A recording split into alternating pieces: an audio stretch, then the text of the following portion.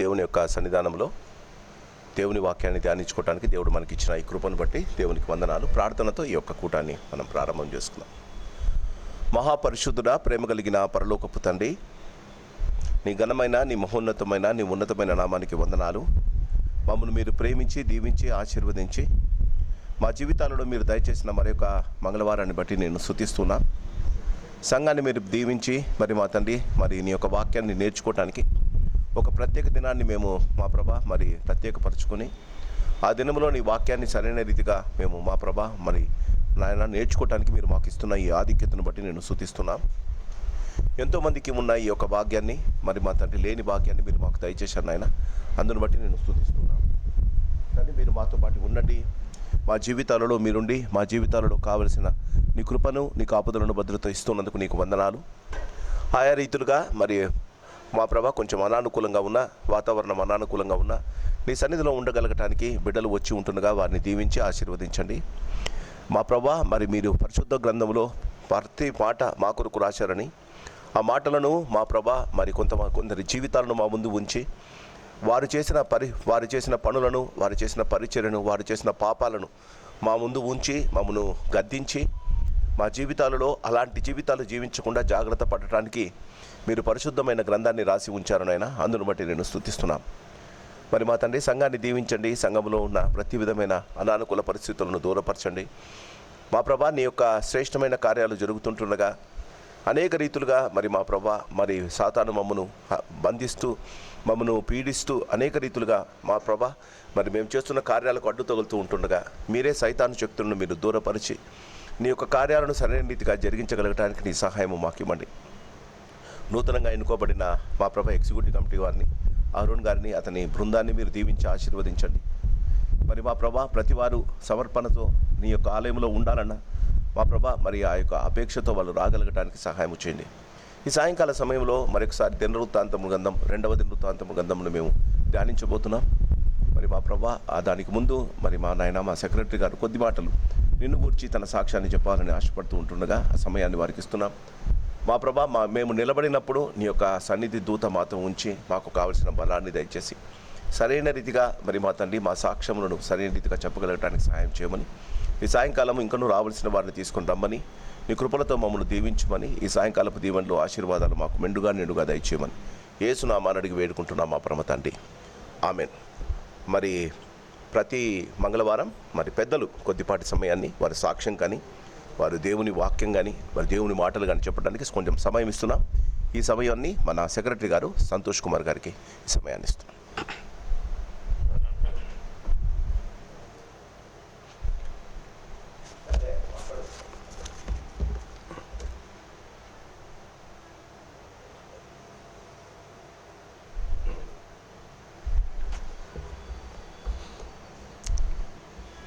ప్రభునామన అందరి స్తోత్రాలండి.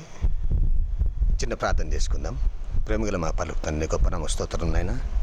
ప్రభా గడిచిన కాలం అంతా మీ ఎక్కరకల చాటున భద్రపరిచి ప్రభా సజీవులుగా ఉంచి మీ యొక్క సన్నిధానంలో మమ్మల్ని నిలబెట్టినందుకు మీకు వెళ్ళలేని స్తోత్రాలు చెల్లిస్తున్నాం నాయన. ఇప్పుడు మీ యొక్క వాక్యాన్ని ధ్యానించుండగా ప్రభా ఏదైనా తప్పులు ఉన్నట్లయితే ప్రభా నన్ను మన్నించి సాయం చేయమని వేడుకొంచు. కొద్ది విన్నపములు లేచి క్రీస్తు పెట్టి బతిమాలు వేడుకుంటున్నాం తండ్రి, ఆమెన్.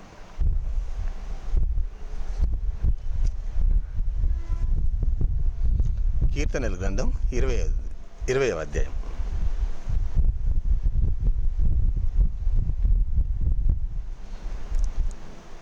తీసినట్టయితే చదువుకుందాం. ఆపత్కాలమందు యెహోవా నీకు ఉత్తరమిచ్చునుగాక, యాకోబు దేవుని నామము నిన్ను ఉద్ధరించునుగాక. పరిశుద్ధ స్థలంలో నుండి ఆయన నీకు సహాయం చేయునుగాక, సియోనులో నుండి నిన్ను ఆదుకొనుగాక. ఆయన నీ నైవేద్యములన్నిటినీ జ్ఞాపకం చేసుకొనుగాక, నీ దహన బలులను అంగీకరించునుగాక. నీ కోరికను సిద్ధింపచేసి నీ ఆలోచన యావత్తును సఫలపరచునుగాక. యెహోవా నీ రక్షణను బట్టి మేము జయోత్సాహం చేయుచున్నాము. మా దేవుని నామం బట్టి మా ధ్వజము ఎత్తుచున్నాము. నీ ప్రార్థనలన్నీ యెహోవా సఫలపరచునుగాక. యెహోవా తన అభిషక్తిని రక్షించునని నాకిప్పుడు తెలియను. రక్షణార్థమై తన దక్షిణ హస్తము చూపును. తన పరిశుద్ధాకాశంలో నుండి అతనికి ఉత్తరం ఇచ్చును. కొందరు రథములను బట్టి, కొందరు గుర్రములను బట్టి అతిశయపడుదురు. మనమైతే మన దేవుడైన యెహోవాను బట్టి అతిశయపడుదుము. వారు కృంగి నేల మీద పడి ఉన్నారు, మనము లేచి చక్కగా నిలుచుచున్నాము. యెహోవా రక్షించుము, మేము మొర్రపెట్టినప్పుడు రాజు మాకు ఉత్తరం ఇచ్చునుగాక.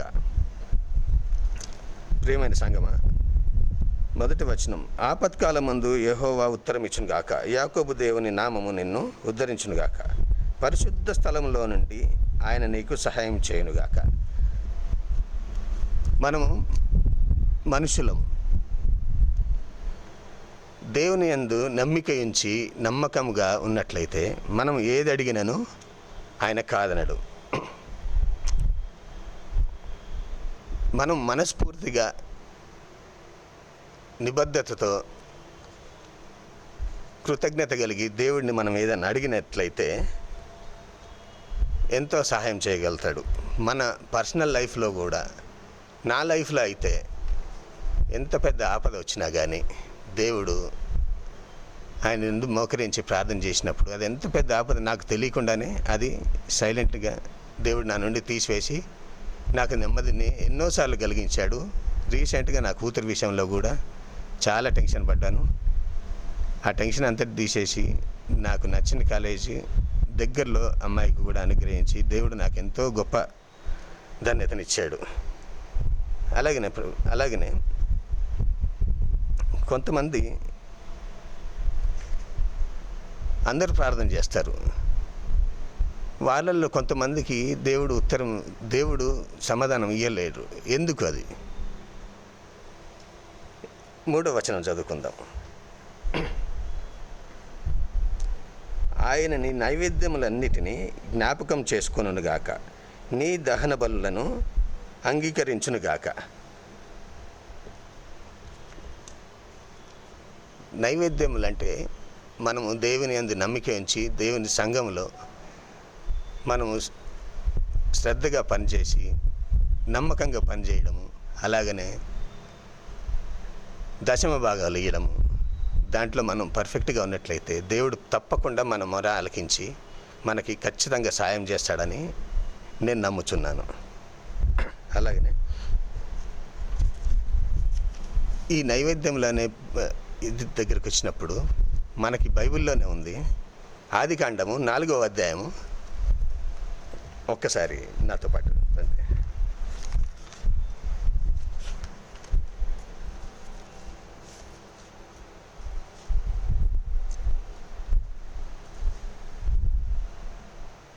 నాలుగో అధ్యాయము 4వ వచనం ఒక్కసారి ఎవరైనా నాకు కొంచెం హెల్ప్ చేస్తే.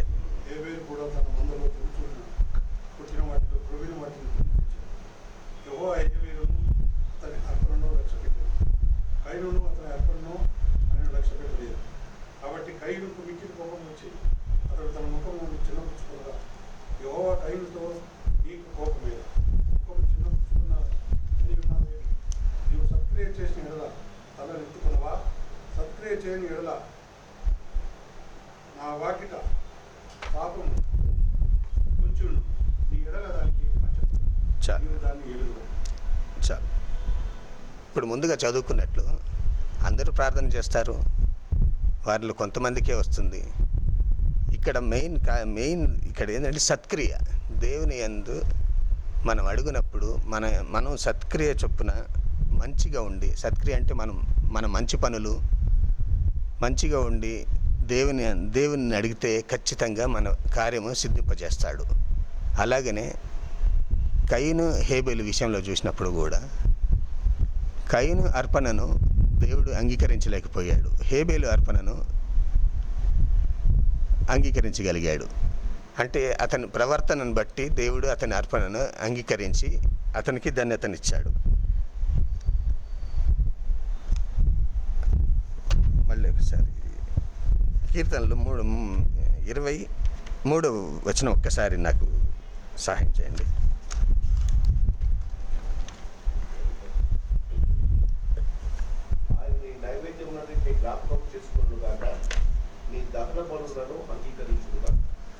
ఇప్పుడు చెప్పిన దాన్ని బట్టి దేవుడు అంగీకారం ఇద్దరిలో, అన్నదమ్ములు ఇద్దరిలో అన్నది అంగీకరించలేకపోయారు, తమ్ముడిది అంగీకరించాడు. అంటే దేవుని యందు మనం ఎంత, దేవునితోటి మనం ఎంత ఉన్నాము, ఎంత ఆయన దగ్గర ఉన్నాము, ఆయన దగ్గర ఉంటే మనకి ఎంత లాభం అనేది ఈ యొక్క వాక్యంలో మనం తెలుసుకుంటున్నాము. అయితే సరే, ఓకే.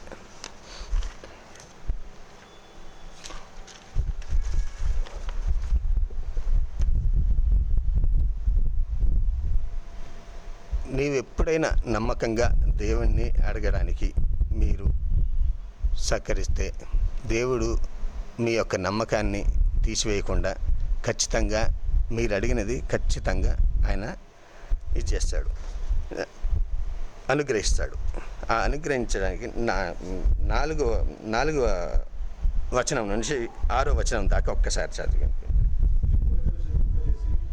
ఈ ఆలోచన యావత్తును సంపూర్ణించుగాక. యెహోవా నీ రక్షణ బట్టి మేము నిరుత్సాహం చేస్తున్నాము. మా దేవుని నామమును బట్టి మా ప్రజలను ఎత్తుతున్నాము. ఈ ప్రార్థనను యెహోవా సమర్పించును. యెహోవా తన అభిషక్తుని రక్షించుకుని ఆయనకు తెలియదు. రక్షణార్థమైన తన దక్షిణ స్థలమును చూపును. తన పరిశుద్ధ ఆకాశంలో నుండి ఆయన అతనికి ఉత్తరం ఇచ్చాడు. దేవునితోటి మనం ఎప్పుడైనా కానీ నిబద్ధత కలిగి, హృదయశుద్ధి కలిగి ఆయనను అడిగినప్పుడు మనకి ఇవన్నీ అనుగ్రహిస్తానని ఈ యొక్క వచనాల్లో మనకు తెలియజేస్తున్నాడు. ఇప్పుడు మనం ఉన్న పరిస్థితులలో మనం ఎలా ఉంటున్నామంటే 7వ వచనం ఒకసారి చదువుతున్నాను. కొందరు రథములను బట్టి, కొందరు గుర్రములను బట్టి అతిశయపడుదురు, మనమైతే మన దేవుడైన యెహోవాను బట్టి అతిశయపడుదుము. వారు కృంగి నేల మీద పడి ఉన్నారు, మనము లేచి చక్కగా నిల్చున్నాము. కొందరు గుర్రములను బట్టి అతిశయం బట్టి, ఇప్పుడైతే మనమున్న పరిస్థితులలో కార్లు, డబ్బు హోదా చూయించుకోవడం, బంగ్లాల హోదా చూయించుకోవడం, అటువంటి పరిస్థితిలో ఉండి దేవునికి దూరం అయిపోయి ఏదైనా డబ్బుతో కొనచ్చు అనే పరిస్థితిలో ఉంటున్నాం. అదే మనమైతే మనం ఎటువంటి పరిస్థితుల్లో ఉన్నా కానీ దేవుణ్ణి ఆనుకొని, అతన్ని నమ్ముకొని యెహోవా యందు భయభక్తులు కలిగి జీవిస్తున్నాము. ఎంత ఆపద వచ్చినా కానీ మనం పడినట్టే పడతాము, కానీ దేవుడు లాస్ట్ మినిట్లో మన మొర ఆలకించి, మన ప్రార్థన ఆలకించి లాస్ట్ మినిట్లో మనల్ని లేవనెత్తి మళ్ళీ మనకి అదే పొజిషన్ తీసుకొచ్చి మనకి ఎలాంటి ఇబ్బంది కలగకుండా చేస్తాడు. అదే ఈ డబ్బును చూసుకొని ఏముంది, నా దగ్గర డబ్బు ఉంది, డబ్బులు ఇసిరేస్తాను, డబ్బు ఏదైనా నేను కొనగలను డబ్బుతోటి అనుకునే వాళ్ళ పరిస్థితి, ఒక చిన్న ఆపద వస్తేనే వాళ్ళు తట్టుకోలేరు. ఆ ఆపద ఎలా తయారవుతుందంటే వాళ్ళ దగ్గర ఉన్న ఆస్తి మొత్తం పొయ్యి కింద పడితే మళ్ళీ లేవలేని పరిస్థితి వాళ్ళది.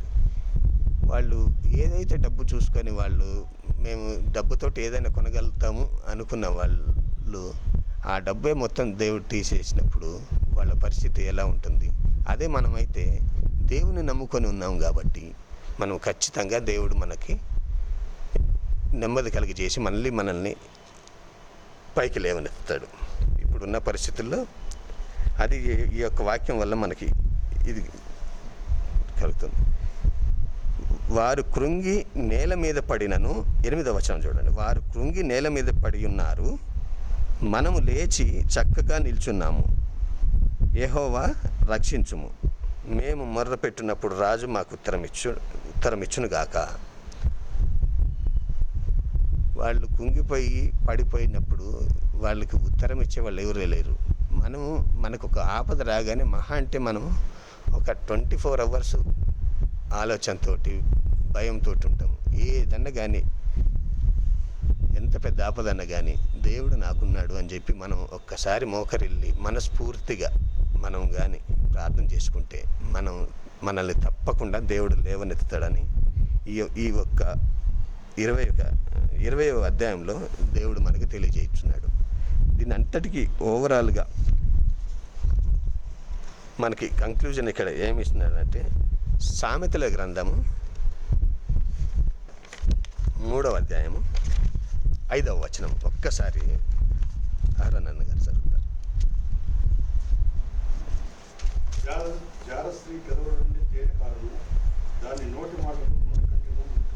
3వ అధ్యాయము 5వ వచనం.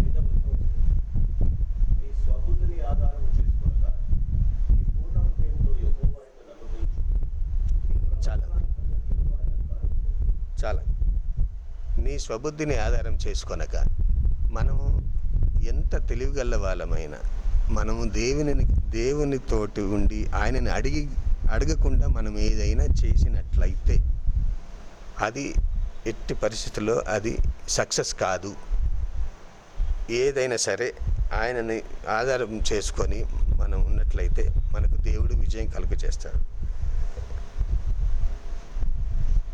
ఇది యాక్చువల్లీ ఈ లాస్ట్ వాక్యము పాస్టర్ ఆంటీ గారు ఒకసారి మాకు చెప్పారు. ఇది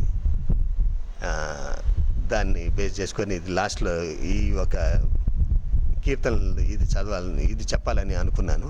నాకు ఈ యొక్క అవకాశం ఇచ్చిన పాస్టర్ గారికి, దేవునికి వందనాలు.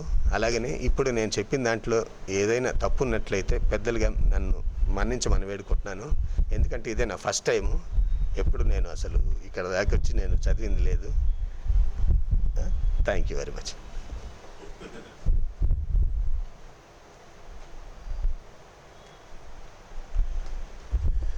ఈ సాయంకాలం దేవుని యొక్క అతి శ్రేష్టమైన కృపను బట్టి మన సెక్రటరీ గారు సంతోష్ చెప్పిన వాక్యాన్ని బట్టి దేవునికి వందనాలు. బైబిల్ వాక్యాలు చెప్పేటప్పుడు తప్పు చెప్పం, గుర్తుంచుకోండి. ఆ బైబిల్ వాక్యాలు చెప్పిన తర్వాత మనము we need not ask anybody's excuse. దేవుడు మనం మాట్లాడిన మాటల్లో తప్పులు ఉండొచ్చు, కానీ దేవుని మాటల్లో తప్పులు ఉండవు. దేవుడు మరి అందుకే నేను చెప్పా, ఫ్యామిలీ వాళ్ళని తీసుకురండి. ఈరోజు హిమవాణి ఉంటే ఎంత సంతోషించేది. మరి అందుకే ఫ్యామిలీ వాళ్ళని తీసుకొని వస్తే they will be knowing the talents of their people. వాళ్ళ ఇంటి వారి యొక్క మరి టాలెంట్స్ని వారు తెలుసుకుంటారు. మరి దేవుడు ఇలా కొద్ది సమయం, ఒక 10-15 నిమిషాలు ఆ దేవుని వాక్యాన్ని ధ్యానించగలిగితే ఎస్ ఆ దేవుడు ఎప్పుడైనా మనము దేవుని మాటలు విన్నప్పుడు, మంచి మాటలు విన్నప్పుడు చాలామంది నోట్ చేసుకుంటారు. ఆ నోట్ చేసుకున్న వాక్యాన్ని మనం ఎప్పుడో ఒకసారి వాడుకోవచ్చు. అవి దేవుని మాటలు కనుక మరి చెప్పబడిన మంచి మాటలను బట్టి, మంచి ఎగ్జాల్టేషన్ను బట్టి మరి సంతోష్ కుమార్ అభినందిస్తున్నా. మరి ఈ సంవత్సరం దేవుడు ఘనమైన సేవ వారి ద్వారా జరిగించుకోవాలని కోరుకుంటూ ఉన్నా. క్రీస్తునందు ప్రేమైన వాళ్ళరా, 2వ దినవృత్తాంతముల గ్రంథం మనం ధ్యానించుట ఈ దినం 1వ అధ్యాయాన్ని మనం ధ్యానిస్తున్నాం. దేవుడు ఈ యొక్క శ్రేష్టమైన వాక్యాన్ని మనకు సరైన రీతికి అర్థమవులాగున సహాయము చేయునుగాక. దినవృత్తాంతములు 2వ గ్రంథం 1 నుండి చివరి దాకా చదువుకుందాం. దావీదు కుమారుడైన సొలొమోను తన రాజ్యమందు స్థిరపరచబడగా అతని దేవుడైన యెహోవా అతనితో కూడా ఉండి అతనిని బహు ఘనుడైన రాజుగా చేసెను. యెహోవా సేవకుడైన మోషే అరణ్యమందు చేయించిన దేవుని సమాజపు గుడారము గిబియోను నందు ఉండెను గనుక సొలొమోను సహస్రాధిపతులకును, శతాధిపతులకును, న్యాయాధిపతులకును, ఇశ్రాయేలు పితరుల ఇండ్లకు పెద్దలైన వారికందరికీ, అనగా ఇశ్రాయేలుకందరికీ ఆజ్ఞ ఇయ్యగా సమాజకులందరూ సొలొమోనుతో కూడా కలిసి గిబియోను నందుండు బలిపీఠం వద్దకు పోయి దావీదు దేవుని మందసమును కిర్యత్యారీము నుండి తెప్పించి యెరూషలేము నందు దాని కొరకు గుడారము వేసి తాను సిద్ధపరిచిన స్థలమున ఉంచెను. హూరు కుమారుడైన ఊరికి పుట్టిన బెసలేలు చేసిన ఇత్తడి బలిపీఠము అక్కడ యెహోవా నివాస స్థలము ఎదుట ఉండగా సొలొమోనును సమాజపు వారును దాని యొద్ద విచారణ చేసిరి. సమాజము గుడారపు ముందర యెహోవా సన్నిధిని ఇత్తడి బలిపీఠం వద్దకు సొలొమోను పోయి దాని మీద 1000 దహన బలులను అర్పించెను.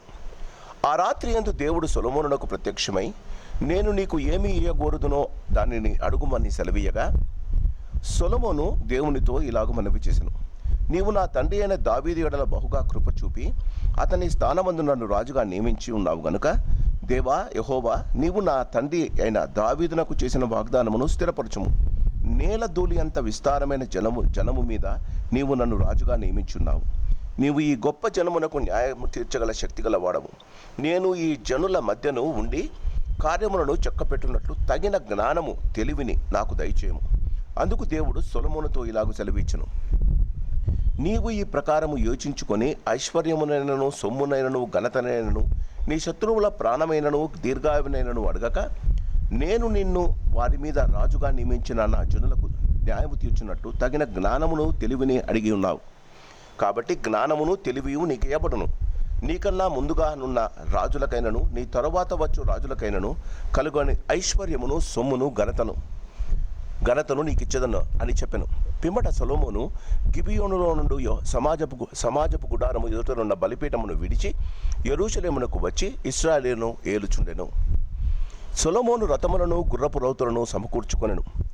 1400 రథములను 12,000 గుర్రపు రౌతులను అతనికి ఉండెను. వీరిలో కొందరిని అతడు రథములుండు పట్టణములలో ఉంచెను, కొందరిని తన రాజసన్నిధిని ఉండుటకు యెరూషలేములో ఉంచెను. రాజు యెరూషలేమునందు వెండి బంగారములను రాళ్లంత విస్తారముగాను సరళమ్రాళ్లను షెఫేల ప్రదేశమునందున మేడి చెట్లంత విస్తారముగాను సమకూర్చెను. సొలొమోనుకుండు గుర్రములు ఐగుప్తు నుండి తేబడెను. రాజు వర్తకులు ఒక్కొక్క గుంపునకు నియామకమైన ధర ఇచ్చి గుంపులుగా కొని తెప్పించిరి. వారు ఐగుప్తు నుండి కొని తెచ్చిన రథం ఒకటింటికి 600 తులముల వెండియు, గుర్రం ఒకటింటికి 150 తులముల వెండియు ఇచ్చిరి. హిత్తీయుల రాజులందరి కొరకును సిరియా రాజుల కొరకును వారు ఆ ధరకే వాటిని తీసుకునేది. దేవుడు తన వాక్యాన్ని దీవించి ఆశీర్వదించును కాక. ఇంకొక సాయంకాలం దేవుని వాక్యాన్ని వినగలగటానికి దేవుడు మనకిచ్చిన ఈ ఆధిక్యతను బట్టి దేవునికి వందనాలు. దినవృత్తాంతములు 2వ గ్రంథం. ఈ దినవృత్తాంతముల 2వ గ్రంథం పోయినసారి నేను మీకు తెలియజేశా. ఈ 2వ దినవృత్తాంతముల గ్రంథములో రాజుల వృత్తాంతాలు అంతా తెలియజేస్తూ మొదటి రాజుల గ్రంథం, 2వ రాజుల గ్రంథములోని ఆ రాజుల వృత్తాంత గ్రంథం అంతా తెలియజేస్తూ 2వ రాజుల గ్రంథం చివరి అధ్యాయంలో మరి రాజైన సిద్కియా ఉన్న సమయములో బబులోను రాజైన నెబుకద్నెజరు వచ్చి ఇశ్రాయేలును చెరగొనిపోతాడు. వారు చెరలో 70 సంవత్సరాలు ఉంటారు. 70 years they will be there. ఆ చెరలో ఉండి వారు తిరిగి ఆ చివరి అధ్యాయం ఉంటుంది 2వ రాజుల గ్రంథం చివరి అధ్యాయంలో, ఆ చివరి అధ్యాయంలో వారు తిరిగి యెరూషలేముకు రావాలని ఆజ్ఞ ఇస్తాడు రాజు. ఆ చెర సమాప్తి అయిన తర్వాత యిర్మీయా ముందుగానే వారికి ఇశ్రాయేలు రాజులకు వెళ్ళి, మీరు దేవుని యొక్క వాక్య ప్రకారంగా జీవించడం లేదు కాబట్టి దేవుడు మిమ్మల్ని బాధ పెడతాడు, దేవుడు మిమ్మల్ని బంధిస్తాడు చెప్తే వారు వినరు. వినకపోతే నెబుకద్నెజరు రాజును, బబులోను రాజైన నెబుకద్నెజరును దేవుడు లేపి, నెబుకద్నెజరే వచ్చి వాళ్ళతో రాజుతో అంటాడు, మీ దేవుడైన యెహోవా నాకు సహాయం చేసి మిమ్మల్ని బందీ చేయమని చెప్పాడు అని అంటాడు. వారిని 70 సంవత్సరాలు వారికి చెరకు తీసుకుని వెళ్ళిన తర్వాత వారిని ఆనాటి రాజు అంటే 70 సంవత్సరాల తర్వాత రాజు వారికి ఒక ఆజ్ఞ ఇస్తాడు. ఏమని? మీరు తిరిగి వెళ్ళవచ్చని. ఆ రాజు ఇచ్చిన ఆజ్ఞను బట్టి, క్రీస్తునందు ప్రేమిన వల్ల రాజు ఇచ్చిన ఆజ్ఞను బట్టి వారు తిరిగి వచ్చిన తర్వాత వారికి ఎందుకు ఇలా అయింది? వారికి ఒక 3 ప్రశ్నలు ఉన్నాయి. పోయినసారి నేను చెప్పాను, వారి జీవితంలో వారికి ఒకే ఒక ధైర్యం ఉండేది. వారు యెరూషలేము దేవాలయం, దేవుడు నివసిస్తాడు అక్కడ.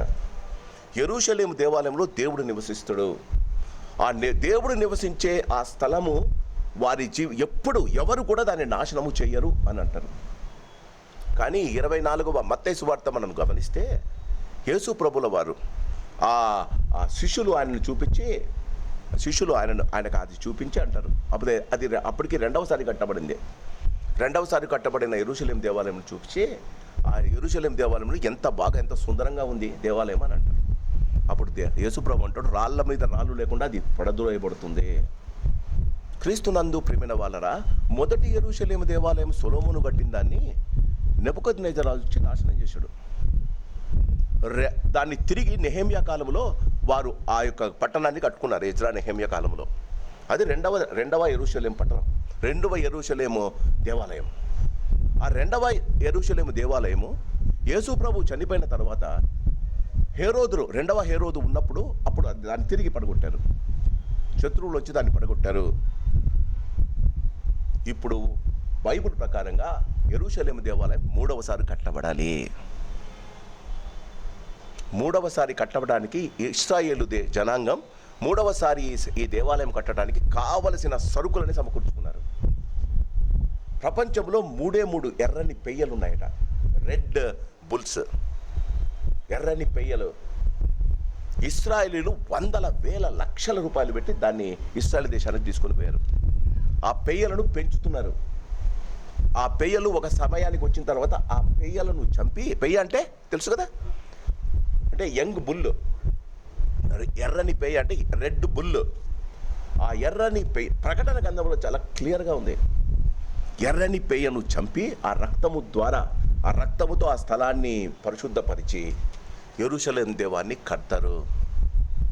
ఇశ్రాయేలుకున్న ఒకే ఒక ఆలోచన, ఇప్పుడు యెరూషలేము దేవాలయాన్ని కట్టాలి. ఎందుకు మరి ఎర్రని పెయ్య దొరికింది, అంత దొరికినాయి ఎందుకు అంటే, వాళ్ళు మొన్న సెన్సస్ చేశారు రీసెంట్గా 21-22లో 11 ఇశ్రాయేల్ గోత్రాలు చేరాయి. 12 ఇటుకలు, బాగా గమనించండి, 12 ఇటుకలు 12 గోత్రకర్తలు పెట్టాలి. ఒక గోత్రం, ఏ గోత్రమో చెప్పడం లేదు వాళ్ళు, బైబిల్ ప్రకారంగా ఎఫ్రాయిం గోత్రం. ఒక గోత్రము వారు ఇంకా యెరూషలేముకు తిరిగి రాలే. ఎప్పుడైతే ఆ గోత్రం వారు యెరూషలేముకు తిరిగి వస్తారో, క్రీస్తునందు ప్రియమైన వాళ్ళు with in 3 years they will build that temple. ఆ టెంపుల్ కట్టేస్తారు. ఆ టెంపుల్ కట్టిన వెంటనే అంత్యక్రీస్తు బయలుదేరుతాడు. ఆ అంత్యక్రీస్తు వచ్చి టెంపుల్ని ఏం చేయడు, ఆ టెంపుల్లో అపరిశుద్ధమైన దానిని, పరిశుద్ధమైన స్థలంలో అపరిశుద్ధమైన దానిని బలి ఇస్తాడు. అతడు అపరిశుద్ధాన్ని బలివ్వడము, వెంటనే ఆకాశంలో యేసు ప్రభు కనిపించడం, 2 జరుగుతాయి. ఇప్పుడు దాకా అన్నీ జరిగాయి. కాబట్టి దినవృత్తాంతముల గ్రంథంలో ఏం చెప్తున్నాడు, మీరు పడిపోయిన దేవాలయాన్ని, ఒక్కసారి నాతో పాటి 2వ రాజుల గ్రంథం, 2వ రాజుల గ్రంథం చివరి అధ్యాయం,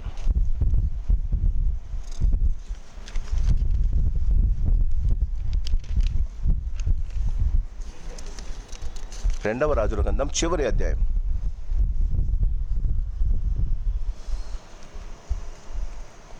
25వ వచనం. 25వ అధ్యాయం మొదటి వచనం, 2 రాజులు 25 మొదటి వచనం. అతని ఏలుబడిలో 9వ సంవత్సరమందు 10వ మాసమున 10వ దినమందు బబులోను రాజైన నెబుకద్నెజరు అతని సైన్యమంతుడు యెరూషలేము మీదికి వచ్చి దానికి ఎదురుగా దిగి దాని చుట్టూను ముట్టడి దిబ్బలు కట్టిరి. ఆ ప్రకారము రాజైన సిద్కియా ఏలుబడి యందు 11వ సంవత్సరము వరకు పట్టణము ముట్టడి వేయబడి ఉండగా 4వ నెల 9వ దినమందు పట్టణంలో క్షామము ఘోరమాయను. నెబుకద్నెజరు వాళ్ళు పట్టుకొని వెళ్ళిపోతాడు. వాళ్ళు 70 సంవత్సరాలు చెరుకు వెళ్తారు. 2వ రాజుల గ్రంథం 25వ అధ్యాయము 27వ వచనం. యూదా రాజైన యెహోయాకీము చెరలో ఉంచబడిన 37వ సంవత్సరమున 12వ నెల 27వ దినమున బబులోను రాజున ఎవిల్మెరోదెకు తాను ఏలనారంభించిన సంవత్సరమందు బందీగృహములో నుండి యూదారాజైన యెహోయాకీమును తెప్పించి అతనితో దయగా మాట్లాడి అతని పీఠమును బబులోనులో తన యొద్దనున్న రాజుల పీఠము కంటే ఎత్తు చేసెను. కాగా అతడు తన బందీగృహము వస్త్రమును తీసివేసి వేరు వస్త్రమును ధరించుకుని తాను బ్రతికిన దినములను రాజు సన్నిధిని భోజనము చేయుచు వచ్చెను. మరియు అతని భత్యము ఏనాటికి ఆనాడు రాజు చేత నిర్ణయింపబడినదై అతడు బతికిన నాళ్ళు ఆ చొప్పున అతనికి ఇయ్యబడుచుండెను. దీని తర్వాత క్రీస్తునందు ప్రేమైన వాళ్ళరా రాజు వారిని తిరిగి ఇంటికి పంపుతారు. క్రీస్తునందు ప్రేమైన వాళ్ళరా 2వ దినవృత్తాంతముల గ్రంథం 36వ అధ్యాయం 2వ దినవృత్తాంతముల గ్రంథం 36వ అధ్యాయం. If you know the history then you will know his story. బాగా గమనించండి. If you know the history of the Bible then you will know the his story of Jesus Christ. 36వ అధ్యాయం 23వ వచనం. అక్కడ 2వ రాజుల గ్రంథములో ఎవిల్మెల్లేకు రాజుకును విడుదల చేస్తాడు. 22వ అధ్యాయం 21వ వచనం. యిర్మీయా ద్వారా పలకబడిన యెహోవా మాట నెరవేరుటకై విశ్రాంతి దినములను దేశము అనుభవించు వరకు సంభవించను. దేశము పాడుగానున్న 70 సంవత్సరముల కాలము అది విశ్రాంతి దినములను అనుభవించను. 22వ వచనం. పారసీక దేశపు రాజైన కోరేషు ఏలుబడి యందు మొదటి సంవత్సరమున యిర్మీయా ద్వారా పలకబడిన తన వాక్యమును నెరవేర్చుటకై యెహోవా పారసీక దేశపు రాజైన కోరేషు మనసును ప్రేరేపించగా అతడు తన రాజ్యమంతటను చాటించి వ్రాతమూలముగా ఇట్లు ప్రకటన చేయించెను. పారసీక దేశపు రాజైన కోరేషు ఆజ్ఞాపించినదేమనగా ఆకాశమందలి దేవుడైన యెహోవా లోకమందున సకల జనులను నా వశము చేసి యూదా దేశమందున్న యెరూషలేములో తమకు మందిరమును కట్టించుమని నాకు ఆజ్ఞ ఇచ్చి ఉన్నాడు. కావున మీలో ఎవరు ఆయన జనులై ఉన్నారో వారు బయలుదేరవచ్చునను వారి దేవుడైన యెహోవా వారికి తోడుగా ఉండునుగాక. గమనిస్తున్నారా? ఇది రిటర్న్. ఇశ్రాయేలు ఎప్పుడు పట్టబడ్డారు? నెబుకద్నెజర్ సమయంలో పట్టబడ్డారు. కోరేషు కాలంలో వారు తిరిగి యెరూషలేము దేవాలయానికి తిరిగి వచ్చారు. రెండవసారి బలి కట్టారు. నెహెమ్యా ఎజ్రా సమయంలో వాళ్ళు కట్టారు. అది నెహెమ్యా గ్రంథం, ఎజ్రా గ్రంథం, తర్వాత ఎజ్రా గ్రంథం వస్తుంది, తర్వాత నెహెమ్యా వస్తుంది. వారు కట్టే సమయాల్లో వారు పడిన పాటలు ఆ యొక్క గ్రంథాల్లో మనకు తెలుస్తుంది. ఇలా మనం బైబిల్ చదివితే బైబిల్ యొక్క ఒక్కొక్క గ్రంథం మనకు సరైన రీతిగా అర్థమవుతుంది.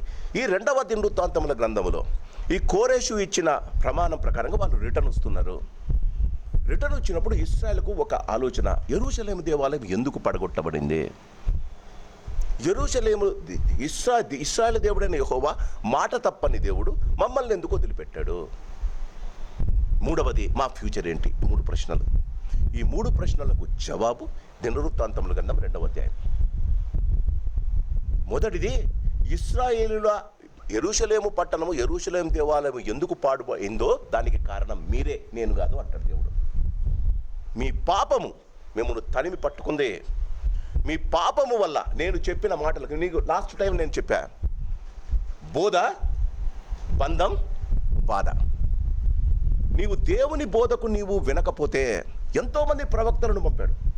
ఆ రాజుల కాలంలో ఎంతోమంది, ఏలియా, ఇర్మియా, ఎలీషా, సాదోక్, చాలామంది ప్రవక్తలు. వాళ్ళు వెళ్ళి వారికి ఎంత బోధించినా వారు వినకుండా రాజులు చేసిన ఆ రాజుల కాలంలో యెషయా వచ్చి వాళ్ళకు బోధించాడు, ఇట్లా జరుగుతుందయా అని. రాజుల కాలంలో ఉన్న యెషయా చేసిన ప్రవచనాలే యెషయా గ్రంథం. రాజుల కాలంలో ఇర్మియా వచ్చి ప్రవచించిన ప్రవచన కాలమే ఇర్మియా గ్రంథం. కాబట్టి మన జీవితాల్లో బైబిల్ సరిగ్గా అర్థం కావాలంటే దీన్ని మనం సరైన రీతిగా అర్థం చేసుకోవాలి. ఇప్పుడు వారి ప్రశ్న 3, యెరూషలేము దేవాలయం పడగొట్టడానికి దేవుడు కారణం కాదు, అక్కడి ప్రజల యొక్క అవిధేయత. ఒక సంఘము పాడగొట్టడానికి దేవుడు కారణం కాదు, సంఘ ప్రజల యొక్క అవిధేయత. రెండవది, దేవుడు తన మాటలను మర్చిపోతాడా? అబ్రహామునకు ఆయన వాగ్దానం చేశాడు, నీ పిల్లలను నేను గద్ద రెక్కల కింద కాచినట్టు గద్ద తన పిల్లలను రెక్కల మీద ఎత్తుకున్నప్పుడు నేను ఎత్తుకుంటాను అన్నాడు. ఇప్పుడు ఎత్తుకొని ఉండవలసిన దేవుడు వారిని ఎందుకు చెరకు పంపాడు? ఇది రెండవ ప్రశ్న. ఈ రెండవ ప్రశ్నకు దేవుడు ఈ గ్రంథంలో మనకిచ్చే ఆన్సర్ ఏంటంటే, దేవుడు తన మాటను ఎప్పుడు వదిలిపెట్టడు. God is not such a God who will give away his promise. దేవుడు వాగ్దానాలను నెరవేర్చే దేవుడు. కానీ ఆ ప్రతి వాగ్దానముతో పాటు నీవు చేయవలసిన పని కూడా ఉంది. వాగ్దానముతో పాటు నీ ఉత్తరవాదత్వం కూడా ఉంది. ఇప్పుడు ఫర్ ఎగ్జాంపుల్, డబ్బులు నీవు బ్యాంకులో ఉంటాయి, నీవే డబ్బులు. ఆ డబ్బులు వెళ్ళి తీసుకోవాలి అంటే నీ డబ్బులే. నువ్వేం చేయాలమ్మా? బ్యాంకుకు వెళ్ళాలి, ఆడ విత్డ్రాయల్ స్లిప్ ఉంటుంది. ఆ విత్డ్రాయల్ స్లిప్ నీకు కావలసినంత రాయాలా, వాడు చెప్పినవన్నీ రాయాలా. అవునా? నేను రాయను, నా అకౌంటు, నా డబ్బు అనడానికి లే. నువ్వు రాసినవన్నీ రాసి ఇస్తే నువ్వు అడిగినంత డబ్బులు ఇస్తాడు దేవుడు. ప్రతి వాగ్దానానికి బ్యాంకులో నువ్వు విత్డ్రాయల్ స్లిప్లో ఎన్ని రాస్తావో అన్ని పెట్టాడు. నాకు విధేయతగా ఉండాలా, నేను చెప్పిన మాటలు వినాలా, నేను చెప్పినట్టు నువ్వు చేయకూడదు. రెండవ దినవృత్తాంతముల గ్రంథంలో రాజులు చేసిన పొరపాట్లు, రాజుల దేవుని పట్ల చేసిన అవిధేయత. ఒక సంఘము కానీ, ఒక సమాజము కానీ, ఒక ఇల్లు కానీ పడిపోవడానికి కారణం బాగా గమనించండి, దేవుని వాగ్దానాలు కాదు, దేవుని కృప, దేవుని ఆశీర్వాదం కాదు, వారి అవిధేయత, వారి మనసులోని గర్వం, వారు చేస్తున్న పాపం. God is not at fault at any time. దేవుడు నన్ను శిక్షిస్తే, దేవుడు నా సంఘాన్ని నాశనం చేస్తే ఆయనకి ఏమొస్తుందండి? సైతాను సంతోషిస్తాడు, దేవుడు దుఃఖపడతాడు కదా. దేవుని సంఘాన్ని, అందుకే దేవుడు అంటాడు, నా సంఘాన్ని పాడు చేసిన వాడిని ఏమంటాడమ్మా? నేను పాడు చేస్తాను. క్రీస్తు నందు ప్రేమైన వాళ్ళరా, దినవృత్తాంతముల గ్రంథాన్ని రెండవ దినవృత్తాంతముల గ్రంథంలో మనకు దేవుడు అదే చూపిస్తాడు. వాళ్ళకున్న మొదటి ప్రశ్న, దేవుడు మమ్మల్ని వదిలేశాడా? What will be my future? రెండవ దినవృత్తాంతముల గ్రంథం 1వ అధ్యాయం బాగా గమనించండి. మొట్టమొదటి మాట, దావీదు కుమారుడైన సొలొమోను తన రాజ్యమందు స్థిరపడగా అతని దేవుడైన యెహోవా అతనితో కూడా ఉండి అతనిని బహుఘనుడైన రాజుగా చేసెను. As long as David lived, దావీదు నివసించినంత కాలం సొలొమోను దేవుని పట్ల యథార్థత కలిగి ఉన్నాడు. దావీదు చెప్పిన మాటలు సొలొమోనునకు యంగ్ బాయ్గా ఉన్నప్పుడు, ఆయన యవ్వనస్తుడుగా రాజయ్యాడు. ఆయన రాజైన తరువాత తన జీవితంలో దేవుని యందు భయభక్తులు కలిగి జీవించాడు. బాగా గమనించండి, మొదటి మాట దినవృత్తాంతములో మొట్టమొదటి మాట ఏమంటుందంటే దేవుడు మనల్ని వదిలేశాడా? వాళ్ళ ప్రశ్న అదే కదా. దానికి ఆన్సర్ ఫస్ట్ లైన్లోనే ఉంది, ఫస్ట్ వచనంలో ఉంది. దేవుడు స్థిరపరచగా అతని దేవుడైన యెహోవా అతనితో కూడా ఉండి అతనికి బహుఘనుడైన రాజుగా చేశాను. మొదటి వచనంలో నీకేం చెప్తుంది? సొలొమోనుతో దేవుడు ఉన్నాడా లేదా? 91వ కీర్తన 14వ వచనం, అతడు నన్ను ప్రేమించుచున్నాడు గనుక నేను అతని తప్పించేదను, అతడు నా నామమును ఎరిగినవాడు గనుక నేను అతని. బాగా గమనించండి తల్లి, ఘనపరచేదానికి తప్పించేదానికి చాలా డిఫరెన్స్ ఉంది. అతడు నువ్వు దేవుణ్ణి ప్రేమిస్తే నిన్ను తప్పిస్తాడు, పాపము నుండి శాపము నుండి తప్పిస్తాడు. నామాన్ని గణపరుస్తే నిన్ను గణపరుస్తాడు. మన జీవితంలో పాపము చేయకుండా ఉండి ఘనతను కోరుకుంటాం, దొరకదు తల్లి. మీరు చాలా జాగ్రత్తగా ఉండాలి. అతడు నన్ను ప్రేమించుచున్నాడు కనుక నేను అతనినే తప్పిస్తా, అది ఘనత కాదు. పాపంలో శాపంలో సాతాను ఇక్కుల్లో పడుకోకుండా, శరీర బలహీనతలకు రుగ్మతలకు దొరికిపోకుండా, పిల్లలు కష్టాల్లో ఇరుకుల్లో ఇబ్బందుల్లో పడుకోకుండా అతడు నన్ను ప్రేమించుతున్నాడు. దేవుని ప్రేమిస్తున్నాడు అంటే ఎట్లమ్మా? భర్త భార్యను ప్రేమిస్తున్నాడంటే ఏం చేస్తుందమ్మా? మీరు చెప్పండి. భర్త భార్యను ప్రేమిస్తుంది, ఏం చేస్తుందమ్మా? తిరగబడుతుందా? ఏం చేస్తుందమ్మా? విధేయత చూపుతుంది, మాట వింటుంది, గౌరవిస్తుంది. మనం దేవునికి భార్యలమ్మా, సంఘం దేవుని యొక్క వధువు. మనం అంటాం దేవుణ్ణి ప్రేమిస్తామని, మనం అంటాం ఒక భర్త భార్యను ప్రేమించినట్టు మనం దేవుణ్ణి ప్రేమిస్తున్నామా? ఒక భార్య తన భర్తకు విధేయుడు అయినట్టు మనం దేవునికి విధేయంగా ఉన్నామా? ప్రేమ వేరు, నామాన్ని గణపరచడం. ఇది నిలబడి దేవుని నామాన్ని స్తుతించడం, దేవుని నామాన్ని గణపరచడం. క్రీస్తునందు ప్రేమిన వాళ్ళని గమనించండి, ప్రేమించి తప్పింపబడిన వాడే గణపరచగలుగుతాడు. నువ్వు తప్పింపబడకుండా ఘనత నీకు రాదు. అందుకే మొదట తప్పింపబడాలి, తర్వాత గణపరచబడాలి. దావీదు ఉన్నంతకాలం సొలొమోను దేవుడు అతనికి తోడై ఉండను. మొట్టమొదటిసారి దేవుని వాక్యం ఉంది. నీ జీవితంలో దేవుడు నీకు తోడై ఉండాలి అంటే ఆనాడు సొలొమోను చేసిన పని నువ్వు చేయాలి. క్రీస్తునందు ప్రేమిన వాళ్ళ 2వ వచనం, యెహోవా సేవకుడైన మోషే అరణ్యమందు చేసిన దేవుని సమాజపు గుడారము గిబియోనులో ఉండెను. జాగ్రత్తగా వినాలి మీరు. బైబిల్ బాగా అంటే you should have the link of the Bible. క్రీస్తునందు ప్రేమిన వాళ్ళరా, అబ్యాతార్ ఇంట్లో మొట్టమొదటిసారి ఇశ్రాయేలీలు దేవుని మందసాన్ని మోసుకొని వచ్చారు కదా. మొట్టమొదటి మందసం మనకు ఎక్కడ కనిపిస్తుంది? యోర్దాను నది దగ్గర కనిపిస్తుంది. యోర్దాను నది దగ్గర యాజకులు దాన్ని మోస్తూ ఉంటారు, అవునా? మోస్తూ ఉంటారు. వాళ్ళు యోర్దాను నది దాటాలి అంటే దేవుడు అంటాడు, యాజకులు దాన్ని మోసి ఆ యోర్దాను నీళ్లు తాకగానే అయిపోయినాయి కదా. దాన్ని తీసుకొని వచ్చి క్రీస్తునందు ప్రేమిన వాళ్ళరా, వారు తీసుకొని వచ్చి షిలోహులో పెట్టారు మందసం. జాగ్రత్తగా వినాలి. షిలోహులో పెట్టారు. ఈ షిలోహులో ఎక్కడ క్రీస్తునందు ప్రేమిన వాళ్ళరా, షిలోహులో ఉన్నప్పుడు షిలోహులో పెట్టారు. అప్పుడు మొదటి సమూయేలు గ్రంథం 4వ అధ్యాయం ఒక్కసారి కొంచెం జాగ్రత్తగా బైబిల్ను చూద్దాం, అప్పుడు మీకు బాగా అర్థమవుతుంది. మొదటి సమూయేలు గ్రంథం 4వ అధ్యాయం, మొదటి సమూయేలు గ్రంథం 4వ అధ్యాయం.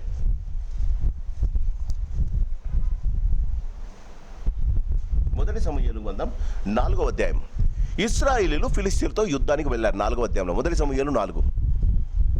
అప్పుడు సమూయేలు పిల్లోడు, మీకు బైబిల్ బాగా తెలుసు. మొదటి సమూయేలు గ్రంథం సమూయేలు ఉన్నప్పుడు ఒక అతను ఉన్నాడు, ముసలోడు యాజకుడు. ఏం పేరు? ఏలి. ఆయనకి 2 పిల్లలు ఉన్నారు. ఎవరు? ఒప్ని, ఫినెహాసు. భయంకరమైన జీవితం ఒప్ని ఫినెహాసులది. వాళ్ళ నాయనేమో యాజకుడు. ఇశ్రాయేలీలు ఫిలిస్తీన్లతో యుద్ధం చేయడానికి వెళ్ళారు. ఫిలిస్తీన్ల యుద్ధం చేయడానికి వెళ్తే ఆ ఫిలిస్తీన్లు వీరిని చంపుతున్నారు. మొదటి 2 రోజులు మూడవ రోజు ఇశ్రాయేలు ఏమన్నారంటే మన దేవుని మందసాన్ని తెద్దాం. 1 సమూయేలు 4:3. కాబట్టి జనులు పాలెములోనికి తిరిగి రాగా ఇశ్రాయేలు పెద్దలు, యెహోవా నేడు మనలను ఫిలిష్తీయుల ముందర ఎందుకు ఓడించను? షిలోహులో ఉన్న యెహోవా నిబంధన మందసము మనము తీసుకొని మన మధ్య ఉంచుకుందాము రండి. అది మన మధ్య ఉండినట్లా అది మన శత్రువుల చేతిలో నుండి మనలను రక్షించున్నది. క్రీస్తునందు ప్రియమైన వాళ్ళని గమనించండి. ఎక్కడుందండి? షిలోహులో ఉంది. I will show you the link. గిబియోన్కి ఎప్పుడు వచ్చిందో. షిలోహులో ఉన్న దేవుడు మందిరం, క్రీస్తునందు ప్రేమైన వాళ్ళని బాగా గమనించండి. షిలోహులో ఉన్న మందిరాన్ని, మా దేవుని యొక్క డేరాలలో ఉన్న ఈ యొక్క మందసాన్ని తీసుకొని వెళ్ళారు ఫిలిష్తీయులు. క్రీస్తునందు ప్రేమైన వాళ్ళరా 1 సమూయేలు గ్రంథం 4వ అధ్యాయం 11వ వచనానికి వస్తే, మరియు దేవుని మందసము పట్టబడెను. దేవుని మందసం పట్టబడుతుందా? దేవుని మందసాన్ని పట్టుకుంటేనే ఉజ్జాన్ని చంపేశాడు కదా దేవుడు. దేవుని మందసం పట్టబడుతుందా? నిజమైన దేవుని మందసం పట్టబడుతుందా? 1 సమూయేలు గ్రంథం 4:11లో షిలోహు, బాగా వినండి, దేవుని బిడ్డలు దేవునికి అవిధేయులైతే దేవుని మందసం కేవలం ఒక చెక్క పెట్టె మాత్రమే. ఎందుకు? దేవుని మహాత్యం అందులో లేదు. దేవుని బిడ్డలు ఇది తల కింద పెట్టుకుంటే ఏమి ఉపయోగము లేదు. దేవుని బిడ్డలు ఈ మందసమైన దేవుని వాక్యాన్ని ప్రతిరోజు చదివి నేను బాగయ్యాను అనుకుంటే దాని వలన ఉపయోగము లేదు. పట్టబడిందమ్మా. దేవుని మందసం వారి మధ్య ఉంటే ఇశ్రాయేలు అనుకున్నారు గెలుస్తామని. ఏమైనారమ్మా? ఓడిపోయారు. మందసం పట్టబడింది. ఫిలిష్తీయులు దాన్ని తీసుకుపోయారు. వాళ్ళకు దేవుడు వారిని భయంకరంగా మొత్తాడు. వారికి గడ్డలు వచ్చినాయి, తొడల దగ్గర గడ్డలు వచ్చినాయట. తట్టుకోలేక వాళ్ళు ఏం చేయాలి అని అన్నారు. వాళ్ళ పురోహితుని అడిగితే వాళ్ళ పూజారి ఏమన్నాడంటే, ఫస్ట్ ఈ మందసాన్ని పంపించండి, ఇశ్రాయేలు దగ్గరికి పంపించండి. క్రీస్తునందు ప్రేమైన వాళ్ళరా 1 సమూయేలు గ్రంథం 7వ అధ్యాయానికి వచ్చే సమయానికి ఒక్కసారి 6వ అధ్యాయము 1 సమూయేలు 6వ అధ్యాయం. యెహోవా మందసము 7 నెలలు ఫిలిష్తీయుల దేశమందు ఉండిన తరువాత ఫిలిష్తీయుల యాజకులు శకునమును చూచి వారిని పిలిపి నంపించి, యెహోవా మందసమును మేము ఏమి చేయదుము, ఏమి చేసి స్వస్థలమునకు దాన్ని పంపుతామో తెలియజెప్పుడనగా వారు ఇశ్రాయేలు చేసి వారు 7వ అధ్యాయం క్రీస్తునందు ప్రియమైన వాళ్ళ 6వ అధ్యాయము 11వ వచనములో యెహోవా మందసమును బంగారు గడ్డలను 10 పందికొక్కు రూపములు గల ఆ చిన్న పెట్టెను బండి మీద ఎత్తగా ఆవులు రాజమార్గమున పడి చక్కగా పోవచ్చు అరుచుచు బెత్షెమెషు మార్గమున పడెను. ఫిలిష్తీయుల సర్దారులు వాటి వెంబడించి బెత్షెమెషు సరిహద్దు వరకు పోయిరి. దాని తర్వాత క్రీస్తునందు ప్రియమైన వాళ్ళరా 7వ అధ్యాయానికి వచ్చే సమయానికి 1 సమూయేలు గ్రంథం 7వ అధ్యాయానికి వచ్చే సమయానికి 7వ అధ్యాయము 1వ వచనం. అంతటా కిర్యత్యారాము వారు వచ్చి యెహోవా మందసము తీసుకొని కొండ యందుండే అబీనాదాబు ఇంట చేర్చి దాన్ని కాపాడుటకై అతని కుమారుడైన ఎలియాజరును ప్రతిష్ఠించరే. ఇది గిబియోను. క్రీస్తునందు ప్రియమైన వాళ్ళరా, ఇప్పుడు మీరు ఒక మాట గమనించాలి. దేవుడు మోషేకు ఆ ప్రత్యక్షపు గుడారాన్ని గురించి నిర్గమకాండంలో సెలవిచ్చాడు. చేసిన తర్వాత దానికి ఒక ఇత్తడి బలిపీఠం పెట్టాడు. అందులో బెసలేలు అనే ఒకరిని ఏర్పరచుకున్నాడు. వాడు ప్రజ్ఞ కలిగిన కంసాలి పని చేసేవాడు. ఆయన ఒక బల్లను చేశాడు. ఏంటి? బలిపీఠాన్ని చేశాడు. ఇత్తడి బలిపీఠాన్ని చేశాడు.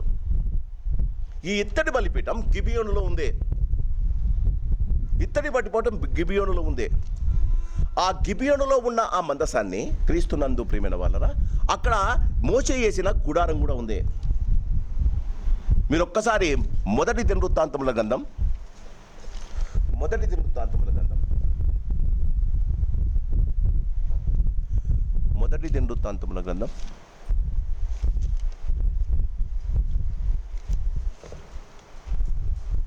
21వ అధ్యాయం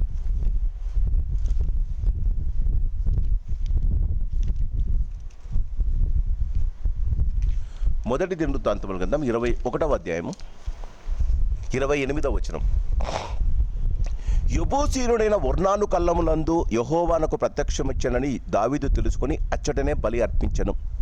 మోషే అరణ్యమందు చేయించిన యెహోవా నివాసపు గుడారము బలిపీఠము ఆ కాలమందు గిబియోనులోని ఉన్నత స్థలమందు ఉండెను. కరెక్టా? బాగా గమనించండి. గిబియోనులో ఉన్న దేవుని మందిరాన్ని యెరూషలేమునకు తెద్దామని దావీదు ట్రై చేశాడు. అక్కడ ఉన్న ఆ ప్రత్యక్షపు గుడారాన్ని కానీ ఆ బలిపీఠాన్ని కానీ ముట్టుకోలే. మందసాన్ని మాత్రం తేవడానికి ఇష్టపడ్డాడు. మందసము వచ్చేటప్పుడు ఎద్దుల బండిలో పెట్టి తెస్తాడు, తెలుసు కదా మీకు. ఎద్దుల బండి కాళ్ళు జారుతాయి. కాళ్ళు జారినప్పుడు ఉజ్జానాన్ని పట్టుకుంటాడు. దేవుడు వెంటనే ఉజ్జాన్ని చంపుతాడు. ఆ స్థలానికి పెరేజ్ ఉజ్జా అని పేరు పెడతాడు. భయపడి ఏం చేస్తాడు, ఓబదేదం ఇంట్లో పెడతాడు. ఓబదేదం ఇంట్లో 3 నెలలు ఉంటే మందసాన్ని ఓబదేదం కుమారులు దాన్ని చూసుకుంటుంటారు.